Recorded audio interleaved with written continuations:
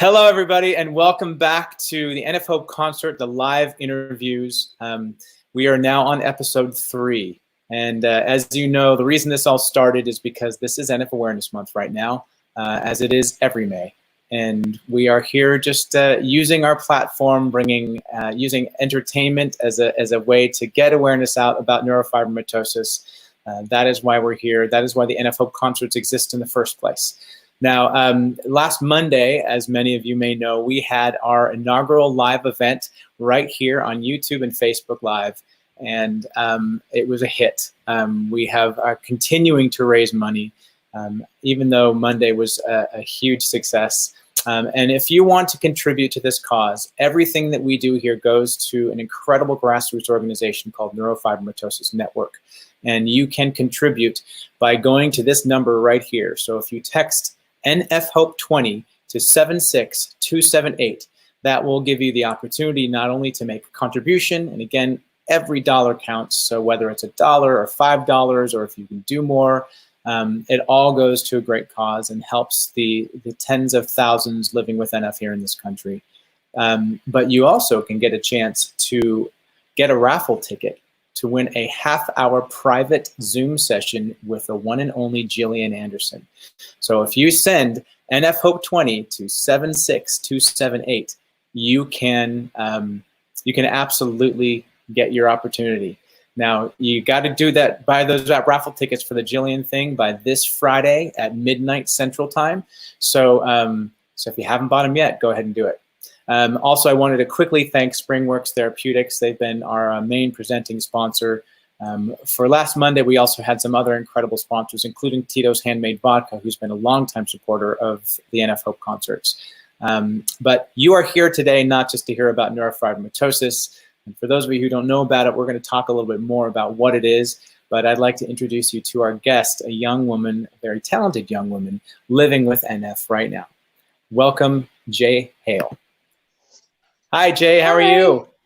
So, I'm actually doing pretty good today. I'm where you're in Michigan, right? Yes, right now I'm in Gladstone, Michigan, but I'm not just in Michigan. I'm in the Upper Peninsula of Michigan. Wait, so where is that on here? So here's Michigan, and there's like a little part that's connected up here. That's where I'm at. All right. I'm going to say, wow, we actually have guests today. Shout out to Iron Mountain, Michigan, y'all. Yes. And Fort Worth, Texas. That's where I was born and raised. So for those of you who don't know, who've been watching this, and we do have a handful of guests already, NF is a neurological disorder that's characterized by tumors that can grow on nerves around the body. And there's a whole slew of symptoms. What type of NF were you born with? I was born with NF1. Okay. But my mom, I should say, didn't. I wasn't diagnosed until I was like a few months old. I think 8 months. I'm not exactly sure. Okay. But it also didn't affect my childhood. Like I had some different things. Like my head was really big. I always thought that like I did have pain when I was younger, but we never really realized what it was. Mm-hmm. I had always like gotten hurt really easy. Things like that until I turned 13, and then I woke up on my 13th birthday and I couldn't move my legs. Wow. So what did the doctor say the cause of that was? I think it was my body reacting with the neurofibromatosis and puberty at the same time. So when I hit puberty, my tumors kind of just like insanely grew. Like they still do. They're supposed to stop and slow down when you turn 18, but that's a lie. That's a lie. Well, that's not necessarily true. But, you know, one of the things we've learned, because I have a young daughter who is only 10, but we're very aware of the fact that in times of life when there is a huge fluctuation of hormones, this is when tumors proliferate. This is when existing ones can grow more and new ones can pop up, especially. So, I'm hyper aware of the fact that we are not too far away from that. I also have to tell you, you were an amazing father. Thank you, Jay. I appreciate that. You're welcome. So tell us. So where did that? So after your 13th birthday and this happened, what sort of happened from there? Oof. Okay, so it's a lot. That's all right. I was hospitalized several times throughout 13 to now. It got a little bit better once I moved here because I did live in Texas until I was 17 or 18, and I got highly addicted to narcotics. I went from I was 13 and I was in middle school. I was gonna be in track. I was really good at running, and then all of a sudden my legs, I couldn't move them, or I was in horrendous pain and just didn't want to move.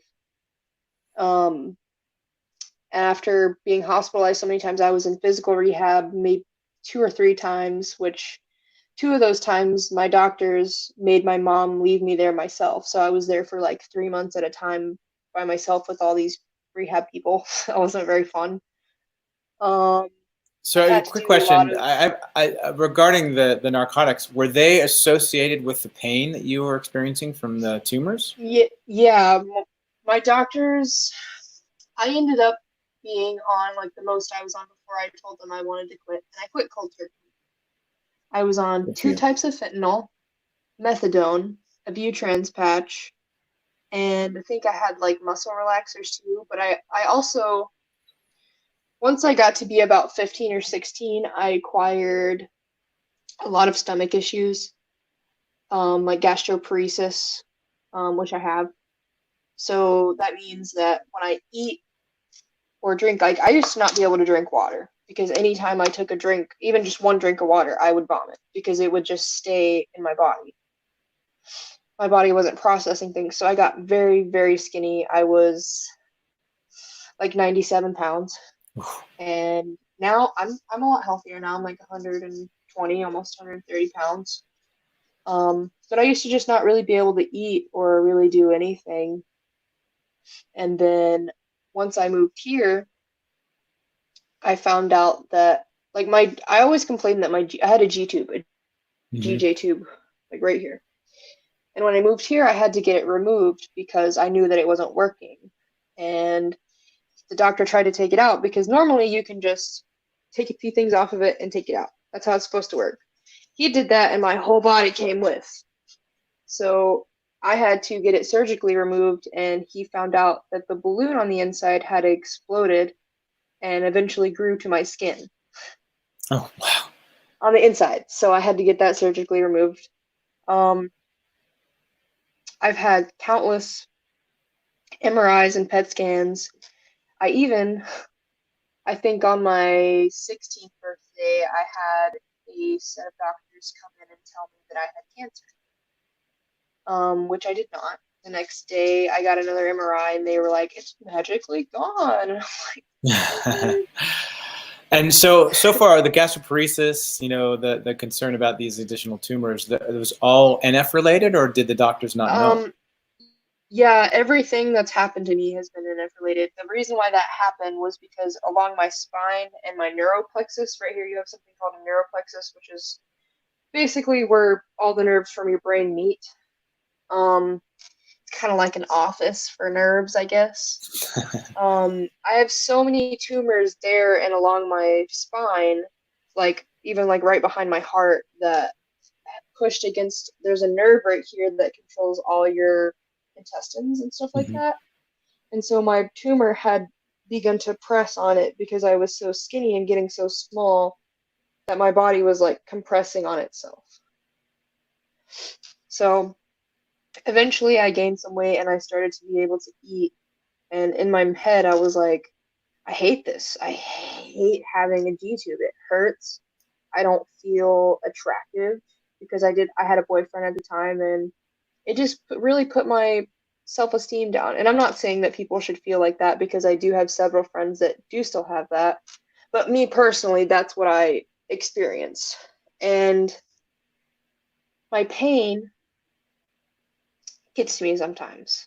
It's I know there's people with NF that don't have pain, but sometimes the pain just gets to be a lot, you know? Like Yeah. it's hard to control your emotions when all you can think about is how much your body hurts. And I don't care what doctors say. There's no amount of meditation or breathing in the world that can change how your body feels when you have NF. So now that you've, obviously after the issue with narcotics, have you found a regimen that at least helps alleviate some of that pain? To be completely honest with you, I use medical marijuana. I have Okay. ever since I quit. I do still smoke it, which I don't want to do as much, but I don't really have money to buy the things for edibles, which those do help a lot. There's Hmm. also something called RSO, which is comes from THC and CBD. That helps. Like if you take a small amount of that every day, you find someone that knows what they're doing with it, like a caretaker, and they can help you with your dosing because you take a little bit and eventually you go up. And that honestly helps my pain more than anything. Yeah. I mean, Or it's a good constantly tool taking despite how hot controversial showers. it may be. Yeah. Yes, it's very controversial, but I feel like the only people that are controversial about it have no issues and have not tried it themselves. I think you're right. I think I do know people that use it for pain, and when used responsibly, it can be an invaluable replacement for pretty much anything. Um, I mean, I'm not saying it completely takes away my pain, but it makes me to where I can function. well, good. That's good. I And can so, I can stand up and wash dishes or anything a normal person does. so speaking of normality, and I know now is kind of a funny time to ask about that with in the midst of this pandemic, but so where is life now? What do you do as a career? Well, right now I am on disability, but Okay. I've always been one for music and art. I still haven't graduated high school because of NF, so I'm working on that. And once I do, I really want to go to college for either hair and makeup or art and become an art teacher for kids. That's incredible. Maybe even a music like art and music teacher if that's something possible. And maybe not even just with kids, but I when I lived in Fort Worth, I was in Cook's Children's all the time and I would work with kids even though I was a patient. They in a way they looked up to me and I didn't know that at the time because I was still so much younger. Um, but I realized it's the thing that I want to do in life. It's something that I love is inspiring people to do the things that they love, whether it be music, art, football, video games, whatever they want. Well, that's great. We really hope to, we need to connect again once you get that high school diploma and you start heading down that path. Because, I think one of the things, and we'll talk about in just a second, that you found is that music has really been a great source of Yeah. of hope for you, and it's helped raise your spirits. Actually, tell us about that. So how did you kind of land on music? Have you always been musical? Yeah, ever since when I was a little kid, I did not sing very well. And my aunt was always like joking around, being mean with me. She's like, "You can't sing, just stop." And so I proved her wrong. I sang and sang and sang and sang every single day. And funny story, I was in the car with my mom one day. We're driving down the road, and Before He Cheats by Carrie Underwood came on. I belted that like no other. My mom literally pulled the car over, looked at me, and goes, "What was that? Where did that come from?" And ever since that moment, I just love music. I sing every song that I know. I don't care. I'll be in Walmart just jamming out, And and how it does that make you helps me. feel? Music and art is like happiness for me because I can, in art and music, I can take all my pain and I can put it into something that has meaning. I can, if I'm hurting really bad, I can take a canvas and I can take a bunch of paint. Rather, I just squirt it all over the canvas or I just paint for hours. And then once I look at it, I'm like, wow, that's how my body feels. I can visually see it. That's awesome. If that makes any sense. Do you ever share the artwork? Yeah, I most of the time actually, like if I paint something, I think about somebody that would really like it and I gift it to them. I know I should be like selling my art, but Not I don't know. necessarily. I mean, Yeah, that's kind if of it's got that positive purpose for you and you want it to be that positive something for somebody else, there's nothing that says you have to sell that. It's your creation and you can do with it what you want. And don't get awesome. me wrong, I want people to know that I'm having a good day today. Um, I'm hoping, I mean, I don't hope for a bad day, but I'm hoping that maybe one day we can connect when I'm having a bad day because I want people to see what that entails. Um, you can be fine 1 second, and then the next you feel like your hip and your leg is broken, or you feel like you can't walk because you're in so much pain that all your muscles are tensing up. So you're walking like an old lady. You're like, oh my gosh, I just let me get to the bed or let me get to the chair and I'll be okay. You have to have the mindset of I'm gonna be okay no matter what's. Well, it's nice that you have a tool to do that, whether it be art or music, because everybody needs it and not everybody has one. And so, you know, hopefully other people will listen to you and follow in your footsteps and maybe find that positive outlet. Now, you were actually supposed to use that positive outlet at the concert in Chicago, which was supposed to be March 29th. Yes, I was. And then we were introduced to the lovely term COVID-19, and obviously the world has changed. Very much so. But you know what? Honestly, I think we would all love to hear a little song from you and hear that part of you that is so inspired. So if you're up for it, I hear you have something prepared. Yes, I do. All right. I'm sorry, just 1 second. That's all right. Oh, just 1 second. Yes, Aubrey. So, ladies and gentlemen, our guest has gone to take care of something. That's the joys of live interviews, especially now when we're all doing it from our houses, and children and nieces and animals and family members are jumping in the way. You want some chocolate milk? So, just a quickly reminder while she's getting some chocolate milk for her niece.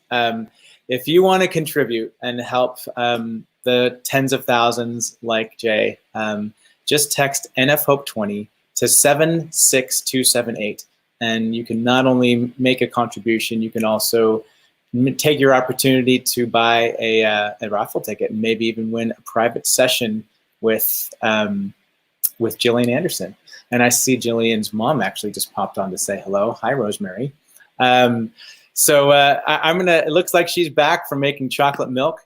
I'm gonna bring her back on screen. Was the chocolate milk successful?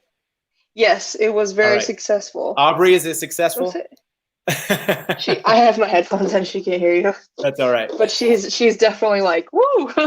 All right. So you have a little song for us. Should I hand it over? Sure. All right. Sure. You ready? Here you go. Yes. Hi, everybody. My name is Jay Faith. I have an F1, and I want to show you that you can make anything possible, whether it be music, football. You can make music from a cup. Here we go.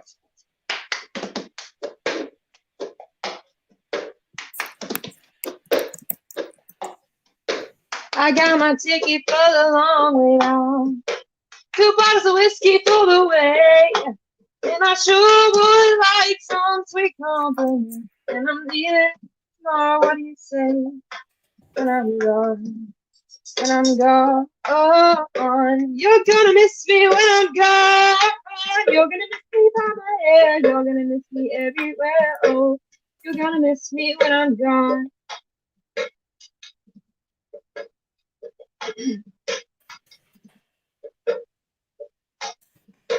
I got my ticket for the long way round. The one with the prettiest of you. It's got mountains, it's got rivers, it's got sights to make you shiver. Sure would be prettier with you when I'm gone. When I'm gone, you're gonna miss me when I'm gone. You're gonna miss me by my walk. You're gonna miss me by my talk. Oh, you're gonna miss me when I'm gone. Woo! There we go.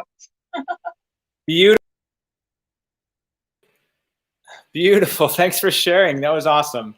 Of course. Now I'm still here. Yes.